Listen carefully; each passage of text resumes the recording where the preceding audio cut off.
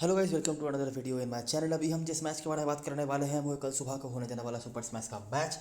थोड़ा लेट हो चुका है। सब कुछ तैयार था, बस वीडियो रिकॉर्ड करने का टाइम नहीं मिल रहा था। तो स्टार्ट कर लेते हैं। और वो स्लाइड्स में भी नहीं आ पाएगा तो समझ ही सकते हो, लेट हो चुका है तो उतना टाइम नहीं है। ये जल्दी से कर लेते हैं। अगले मैच से कोशिश करेंगे कि दोनों ही मैच स्लाइड से बनाया जाए। बेसिन रिजर्व वेलिंगटन में मैच होने जा रहा है। अगर हम दोनों टीमों की कंडीशंस के बारे में बात करें पिछले सीज़न में, तो ओटागो बैटिंग उनका उतना बुरा नहीं रहा है, लेकिन बॉलिंग को लेके उनकी प्रॉब्लम्स रही हैं। पिछले सीज़न में एक आध मैच में मैथ्यू बेकर ने अच्छी परफॉर्मेंस करी थी और डीन फॉक्सट्रो अपने धमाकेदार परफॉर्मेंस करा था, पर्टिकुलरली इस फॉर्मेट में, बैटिंग से भी बॉलिंग से भी। लेकिन फिर भी वो कुछ खास नहीं कर पाए और प्लेऑफ्स तक नहीं पहुंच पाए थे। वेलिंगटन की टीम जब उनकी इंटरनेशनल प्लेयर्स अवेलेबल होते हैं तब वो बहुत अच्छी टीम दिखती है, नहीं तो वो उतना अच्छा नहीं कर पाती है मोस्ट ऑफ द टाइम। और अभी तो इनकी बैटिंग और ज़्यादा बुरी दिखने वाली है आपको। इसका रिफ्लेक्शन हमने फोर्थ ट्रॉफी में भी देखा हुआ है। ओटागो कंपैरेटिवली बेहतर क्रिकेट तो उन्होंने खेला है और ऑन पेपर भी उनकी टीम आपको अभी बेहतर दिख रही होगी। और वेलिंगटन की तरफ से फिन एलन ऑकलैंड में जा चुके हैं। एडम मिल ने जो थोड़ा बहुत मैच खेल चुके थे फोर्थ ट्रॉफी में, वो भी न्यूजीलैंड टीम में जा चुके हैं। तो बैटिंग तो उनकी हल्की थी ही, अभी बॉलिंग भी थोड़ी बहुत हल्की हो चुकी है। तो प्रॉब्लम्स उनके लिए हैं। लेकिन कुछ यंग प्लेयर्स हैं जिन्होंने फोर्थ ट्रॉफी में काम करा है, जिनके बारे में शायद लोगों को ना पता हो अनलेस उन्होंने फोर्थ ट्रॉफी फॉलो करी होगी। तो उनके बारे में हम बातें करेंगे। इस सीज़न में वाइट बॉल क्रिकेट में ये दोनों टीमें अभी तक नहीं खेली हैं, तो वो बता नहीं सकते हम कुछ भी ऐसा कुछ। रेड बॉल क्रिकेट में खेले होंगे लेकिन वो रेलिवेंट नहीं है। तो स्टार्ट करते हैं इस मैच की analysis. Basin reserve Wellington match होने जा रहा है। वोमेन मैच का वीडियो भी अपलोड कर दिया है, अगर आपने वो नहीं देखा होगा तो देख लेना। आई होप आपने देखा होगा।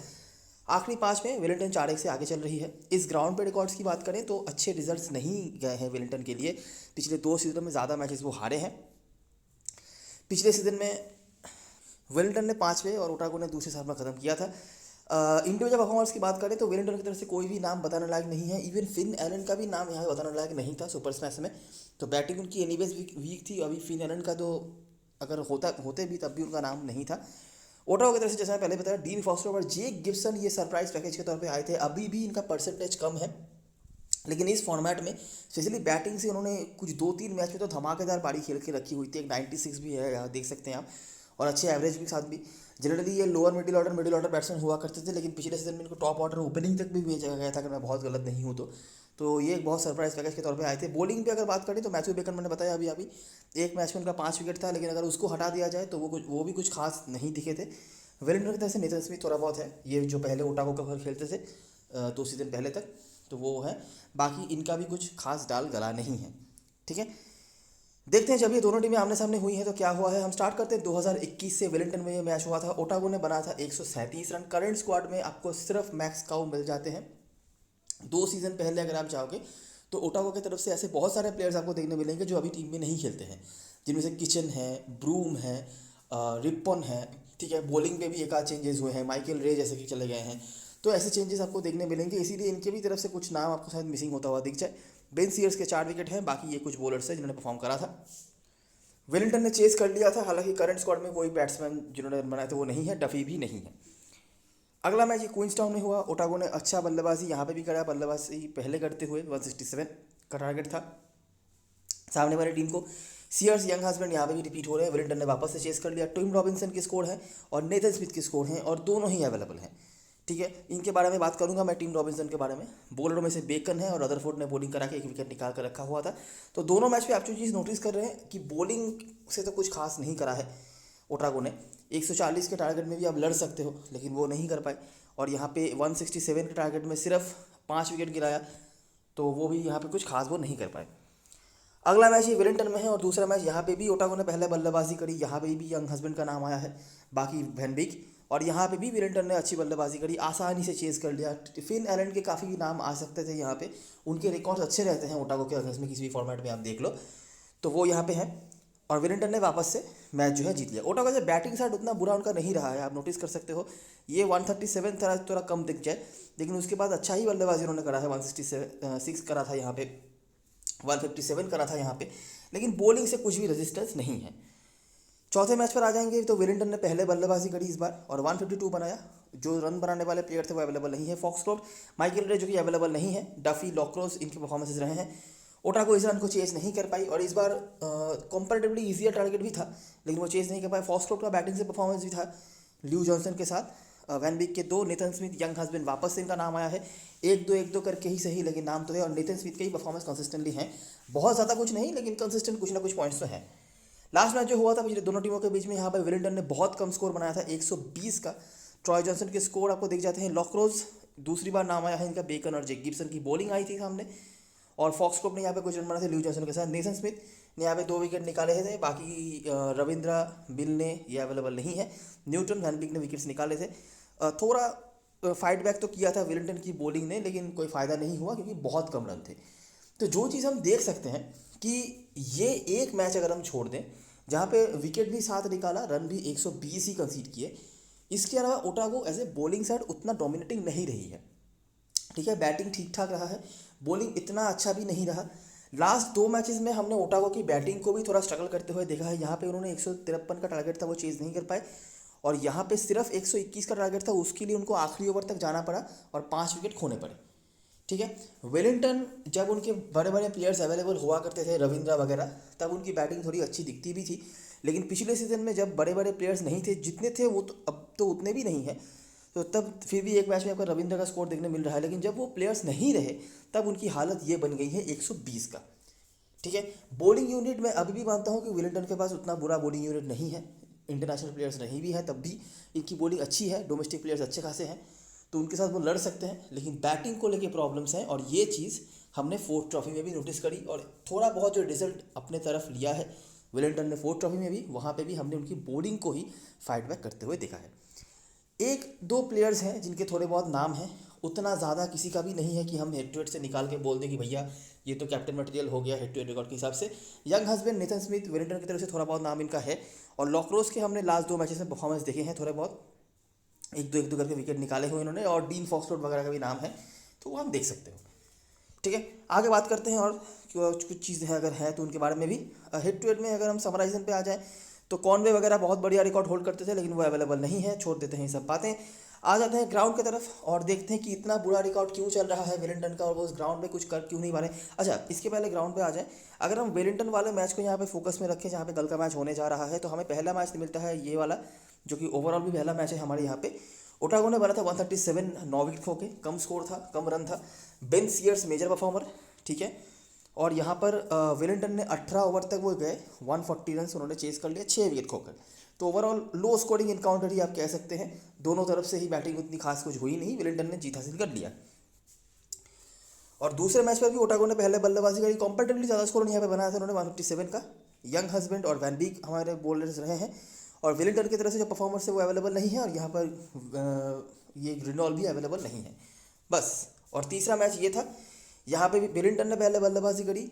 आप नोटिस कर सकते हो रनों को, देखो 157 ये हाईएस्ट स्कोर है। अगर हम आखिरी 5 मैच कंसिडर करें, उनमें से वेलिंगटन वाले मैच को छांट के निकाले तो 157 हाईएस्ट स्कोर है बैटिंग फर्स्ट करते हुए। और यहाँ पे जो चेज हुआ था ये डकवर्थ लुइस के तहत चेज हुआ था, ठीक है। 152 यहाँ पे वेलिंगटन ने बनाया था। फॉक्सक्रोफ्ट, रविंद्रा भी ये सब थे, जैसे फॉक्सक्रोफ्ट खाली अवेलेबल हैं। ओटागो उसको चेस नहीं कर पाई थी, फॉक्सक्रोफ्ट के बैटिंग से परफॉर्मेंस आए थे बराबर। और बॉलरों में से वैन बीक यहाँ पर आपको दिख जाते हैं, नेथन स्मिथ और यंग हस्बैंड के साथ। तो तीनों ही मैच में हमको 150 के इर्द गिर्द ही मामला दिख रहा है, उससे कम ही दिख रहा है, उतने रन चेस नहीं हुए हैं। और 1-2 नाम हैं जिन्होंने को हम थोड़ा बहुत ज़्यादा देख पा रहे हैं, जिनसे फॉक्सक्रोफ्ट का है, यंग हस्बैंड है, तो ये प्लेयर्स को आप नोटिस कर सकते हो। अभी अगर हम आ जाएँ ग्राउंड के बारे में बात करने के लिए, तो पहला मैच जो हेड टू हेड था वो आपने देखा, वहाँ पर यंग हस्बैंड हमें मिले, और स्पिनर का 2 विकेट था। वेलिंगटन के जो 2 विकेट्स निकले थे स्पिनर ने ही निकाले थे, एक तो किचन थे और एक विलर ग्रिनॉल, जिनका नाम आपने ऊपर देखा होगा। वो यहाँ पे फिन एलन ने बहुत अच्छी बल्लेबाजी करी थी और जितवा दिया था। उसके बाद यहाँ पे पहले बल्लेबाजी करते हुए 167, ऊपर जो हमने स्कोर्स देखे थे उससे थोड़ा ज़्यादा, ठीक है। सामने वाली टीम ने चेस तो कर लिया, लेकिन आखिरी ओवर तक जाना पड़ा, थर्ड लास्ट बॉल पर तक जाना पड़ा, 8 विकेट खोने पड़े तब जाके चेस हुआ।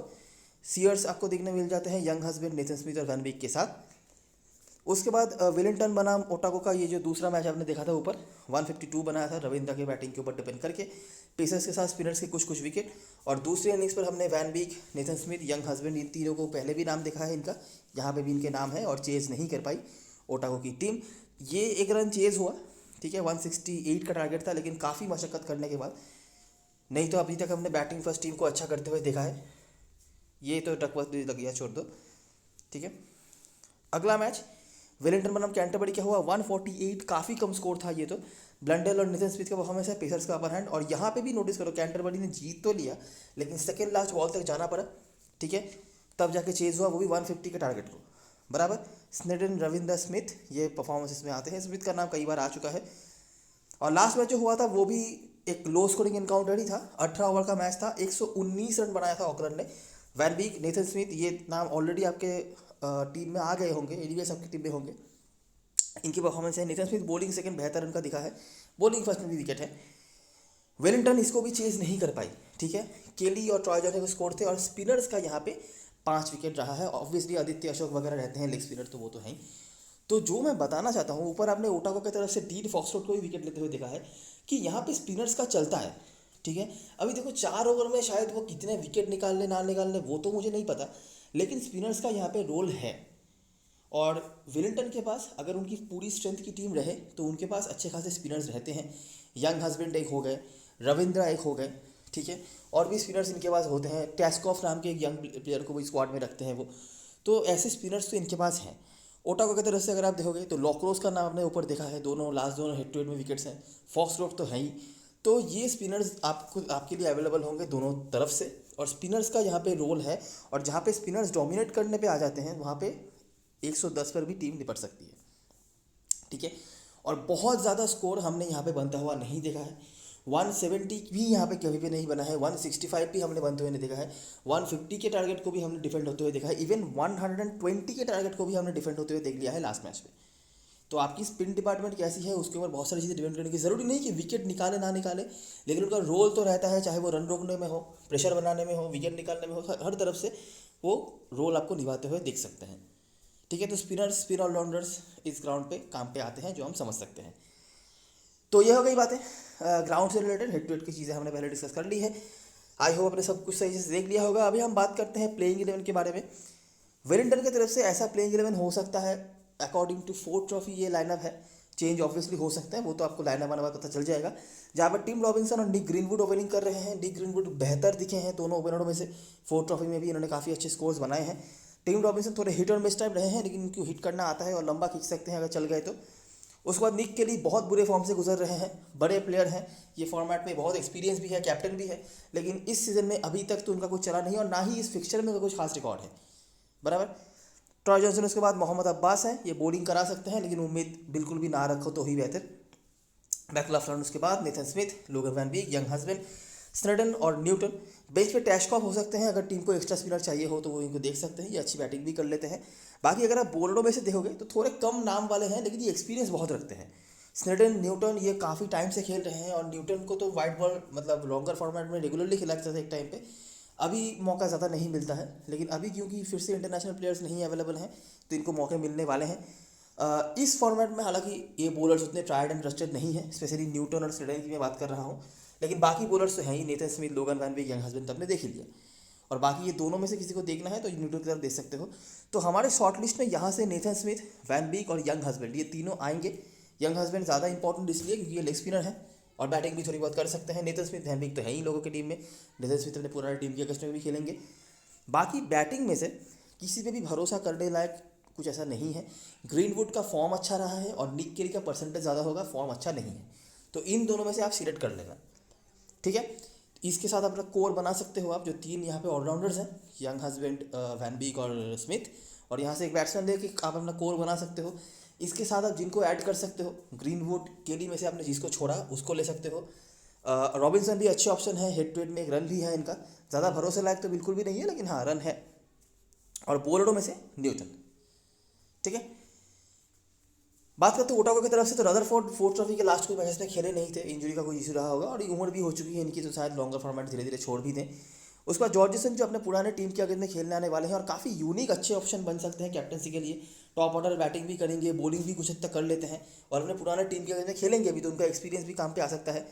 उसके बाद डेल फिलिप्स, फॉक्सट्रोट, जॉनसन, मैक्सकाउ, जेक गिब्सन एक सरप्राइज पिक हो सकते हैं। मैं बहुत कंसिस्टेंसी की उम्मीद तो नहीं रख रहा, लेकिन किसी भी टाइम कहीं भी इनको बैटिंग मिल सकती है और बॉलिंग भी 1-2 ओवर की करा लेते हैं ये। हालांकि पिछले सीजन में जब इनको ओपनिंग करा जा रहा था तब इनसे बॉलिंग नहीं कराई जा रही थी, तो इस सीज़न इनका रोल क्या होगा पता नहीं। अगर इनको प्रॉपर बैट्समैन की तरह यूज़ किया जाता है तो देखना पड़ेगा, लेकिन मेरे ख्याल से इनको टॉप ऑर्डर में वापस से मौका मिलना चाहिए। इन्होंने खुद को साबित तो करके रखा हुआ है। उसके बाद लॉक्रोस है, हेजल्टाइन, ट्राविस मुलर और मैथ्यू बेकन। हेजल्टाइन, ट्राविस मुलर ये भी काफ़ी टाइम से खेल रहे हैं, लेकिन कोई भी इम्पैक्ट इनका किसी फॉर्मेट में उस तरीके से नहीं है। मैथ्यू बेकन का ही मैंने बता दिया, एक आध मैच वो ऐसे करेंगे जहाँ पे बहुत कुछ कर जाएंगे, लेकिन कंसिस्टेंसी नहीं है।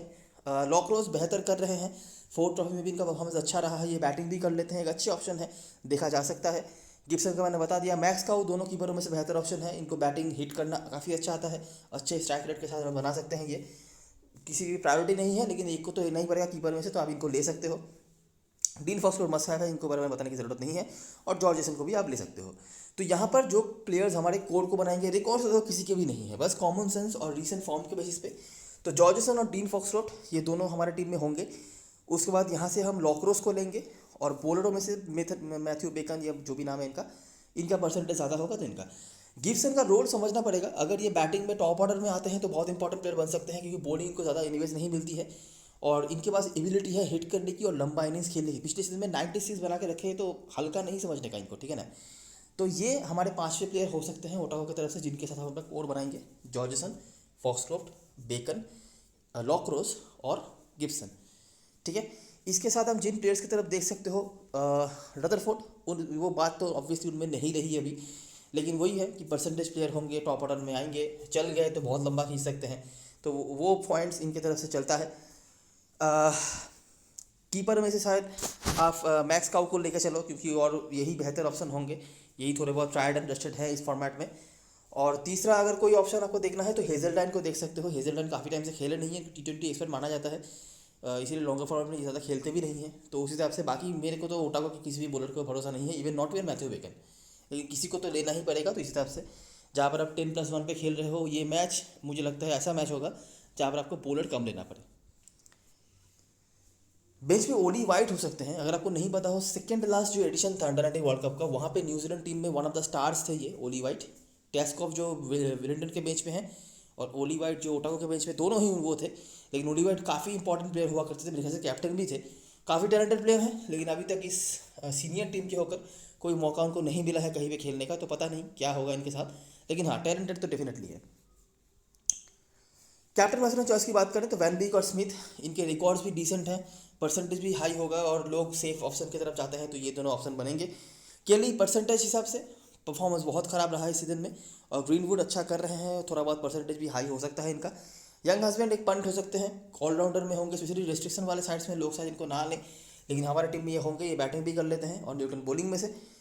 ओटागो की तरफ से फॉक्सक्रोफ्ट, रदरफोर्ड के साथ लोग जा सकते हैं। गिब्सन देखना लाइन अप आने बाद कि इनको बैटिंग कहाँ पे मिल रही है, टॉप ऑर्डर में आते हैं तो डेफिनेटली ले सकते हो। बॉलिंग की उम्मीद ज़्यादा मुझे नहीं है, शायद ज़्यादा बॉलिंग ना मिले। पिछले सीजन में जब उनको टॉप ऑर्डर में भेजा जा रहा था, इनको बॉलिंग मिली भी नहीं थी, ठीक है। उसके बाद जॉर्जेसन और लॉक्रोस, बेकन बॉलिंग से हमारे ऑप्शन है। अच्छा, ये मैच ना जहाँ पे रिस्ट्रिक्शंस नहीं है वहाँ के लिए बहुत इजी हो जाएगा आपके लिए। ऑलराउंडर में मैंने यंग हस्बैंड, स्मिथ, फॉक्सक्रोफ्ट, वैन को लिया है। ये यंग हस्बैंड की जगह पे आप जॉर्जसन को ले सकते हो स्मॉल लीग में सेफ रहने के लिए। बाकी दोनों जो ऑलराउंडर्स हैं जो खेलेंगे, गिब्सन, यंग हस्बैंड, ये दोनों ही निर्णायक है, बराबर। लेकिन ऑब्वियसली मेरे पास स्पेस नहीं होगा अगर मुझे रेस्ट्रिक्शन वाले साइड्स में खेलनी होगी, तो बैटिंग में मेरा किसी पे भी कोई ऐसा वो नहीं होगा। परसेंटेज इन तीनों का हाई है, अगर आपको सेफ जाना है आप तीनों को ले सकते हो, मैं बहुत अगेंस्ट भी नहीं होऊंगा। रदरफोर्ड कोई भरोसे लायक प्लेयर नहीं है, तो मैं हमेशा सजेस्ट करता हूँ रदरफोर्ड को स्मॉल लीग में तो लेके ही चलो। डेल फिलिप्स निक के लिए ऐसा कुछ मेरा नहीं है कुछ साथ में बताने लायक, तो मैं ऐसा इनको ना भी लूँ। ग्रीनवुड एक अच्छे ऑप्शन है, ये अच्छे फॉर्म पे दिखे हैं फोर्थ ट्रॉफी में, आप इनको डेफिनेटली ट्राई कर सकते हो। और रॉबिन्सन के हेड टू हेड में थोड़े बहुत रन है, लेकिन हिट और मिस है, तो वही है। परसेंटेज देके जाना है तो वो थोड़ा अलग देखना है, तो ये ग्रीनवुड का ऑप्शन होगा, आप देख सकते हो। ना भी लोगे चलेगा, सेफ जाओगे तो भी मुझे नहीं लगता दिक्कत होना चाहिए। बॉलरों में से भी ये लॉक्रोज और बेकन शायद मैं लेके चलूँ। बेकन इसलिए क्योंकि बेकन के पास एबिलिटी है डेथ में अच्छी बॉलिंग करने का, और विकेट्स इनको निकालना आता है, ठीक है, चाहे वो कितने भी रन के लिए क्यों ना जाए। और कहीं पे अगर फिर से वो तीन चार विकेट आज से वो मतलब बंचेस में ले लिया उन्होंने, तो दिक्कत बड़ी खड़ी हो सकती है, इसीलिए मैं उनको छोड़ नहीं रहा। न्यूटन और स्नेडन और मुलर, ये तीन ऑप्शन होंगे तीसरे बॉलर के रूप में, तो न्यूटन को मैंने लिया है। ऑलराउंडर में ये चार हैं। अभी जहाँ पे रिस्ट्रिक्शन है वहाँ पे आपके लिए बहुत दिक्कत खड़ी होने वाली है कि आप ऑलराउंडर्स किन को ले रहे हैं उसके ऊपर। मेरे लिए शायद ये चार फाइनल होंगे। कुछ अलग देखना हो तो मैं जॉर्जसन के साथ जाऊंगा। अगर गिब्सन टॉप ऑर्डर में आते हैं, रिस्क होगा वो, क्योंकि वो शायद तब बॉलिंग ना कराएं, बैटिंग से ही सही, लेकिन पिछले सीजन में टॉप ऑर्डर में बैटिंग से उन्होंने अच्छी परफॉर्मेंस करके रखी हुई है। और ओटागो ऐसे बॉलिंग साइड एनीवे स्ट्रॉन्ग नहीं है, तो वो भी एक पॉइंट है। कैप्टन बैट्समैन चॉइस की बात करें तो फॉक्सट्रॉट अच्छे ऑप्शन है, इनकी बॉलिंग भी काम पे आनी चाहिए यहाँ पे। वाइस कैप्टनसी के लिए आप नेथन स्मिथ के साथ जा सकते हो, जो अपने पुराने टीम के अगेंस्ट में खेलेंगे, और वैन विक, ये सेफेस्ट ऑप्शन हो गए। बैटिंग में मेरा किसी पे भी ऐसा कुछ नहीं है और ना ही किसी का रिकॉर्ड है। बॉलिंग पे मैं शायद लॉक्रोस, बड़ी लीग खेल रहे हो वहाँ पर एक आध टीम में इनको कैप्टन बना के छोड़ देना। मेरे हिसाब से ऑलराउंडर के साथ ही जाना बेहतर होगा, क्योंकि इस फिक्चर में क्रिस्टल क्लियर कोई ऐसा प्लेयर नहीं निकल के आ रहा है जिनके रिकॉर्ड्स बहुत डिसेंट हैं। ठीक है, तो यही सारी चीज़ें और सारी एनालिसिस, अगर आपको वीडियो पसंद आई हो तो लाइक ज़रूर करना, सब्सक्राइब करना चैनल को, टेलीग्राम चैनल पे ज़रूर ज्वाइन हो जाना, क्योंकि लास्ट मोमेंट पे सारी अपडेट्स वहीं पे आने वाली हैं। तब तक के लिए best luck for this match and good for now.